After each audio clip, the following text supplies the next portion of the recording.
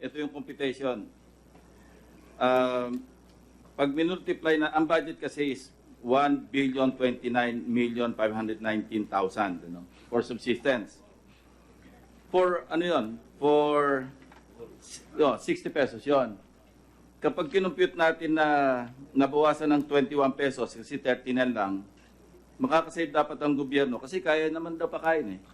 360,331,650 pesos. So, hindi naman ito budget hearing pero pwede natin siguro pa-amend dito na bawasan ng 360 million. Kasi kasya naman pala yung 39 pesos.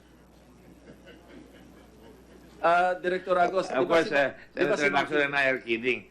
Dapat pakanin ng maayos. Pero kung 39 pesos, may naglalagay pa ng 1 million, ito na titignan na natin yan.